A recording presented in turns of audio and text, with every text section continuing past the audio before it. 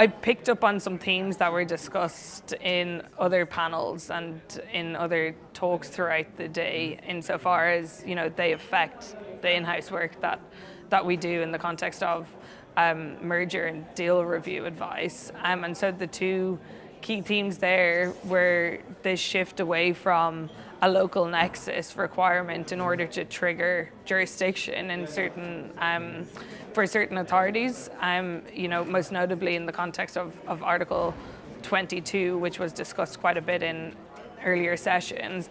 And then the second key theme was the extent to which behavioural remedies can be an appropriate means of addressing some specific concerns that might be identified in vertical or conglomerate mergers. On the first of those points, the key issue from an in-house perspective is that the shift away from requiring some sort of clearly defined local nexus is, on the one hand, making it less easy to analyse and assess where a notification or merger filing may actually be required. And on the other hand, being able to make that decision with certainty as well, because with this shift away from requiring a local nexus, we're kind of moving from having quantitative thresholds to more qualitative based criteria.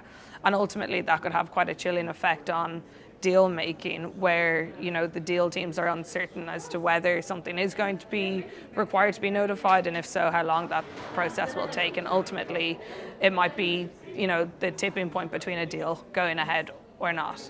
And then in respect of the second point, the key message is that when it comes to vertical and conglomerate mergers, quite often structural remedies aren't actually available. And so to the extent there are certain jurisdictions that take a very maximalist anti-structural or behavioural remedy approach, that ultimately leaves them in a position where if they do identify one otherwise discrete concern in an otherwise sound deal, the deal might have to be blocked. And that doesn't seem very effective or proportionate.